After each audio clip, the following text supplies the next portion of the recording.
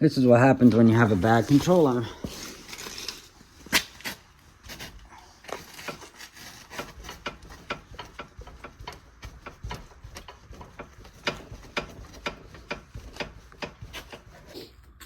Lower control arm out.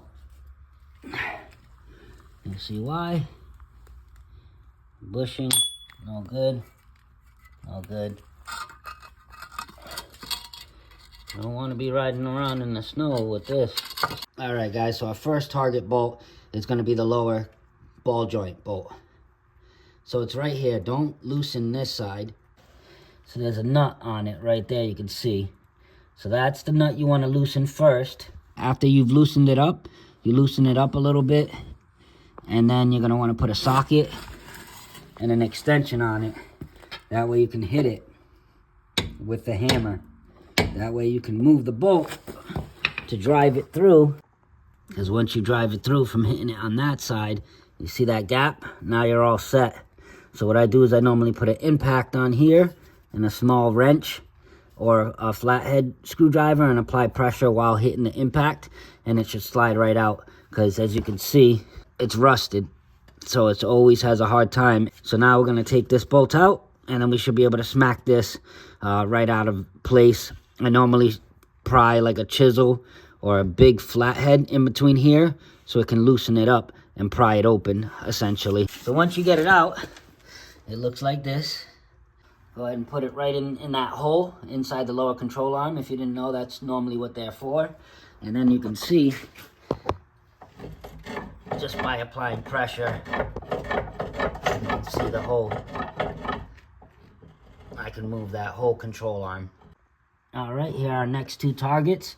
Got that bolt there, and then it goes through, and then it threads inside the chassis. You have this one here. All right, we successfully removed the control arm, and we have it here. All right, so we have the bolts with the anti-seize on them. Like I said, don't put any on the threads. Please do not put any on the threads. All right, guys, so we're going to start off with this back bolt, the one that has the nut and the bolt. And then essentially, once you have it in, you're going to swing it. So you'll twist it so that this one slides in to this one down here. And you're going to, the same thing, you're going to thread it from the bottom all the way up. And then lastly, I'll do the same thing. I'll put the pry bar over here, bend it down. This is going to want to go downwards. And then we can put it in the bottom of our knuckle. All right, guys, so we got the ball joint in. I don't have the bolt in just yet, but I'm going to slide it through in a second. But all you need is a jack. So go ahead and put the jack underneath the lower control arm. And make sure that the ball joint is lined up inside there at least a little bit. You know, get it started, get it in there. Then you'll lift it with the jack. And then once you have pressure on the jack and the knuckle, then you can hit just the jack. Literally hit the jack right here. Or right here on the rim. Hit it and it should shock it. So that way this will fall right into the bottom of the knuckle. And then you can put your bolt in. All right, guys, that's pretty much it.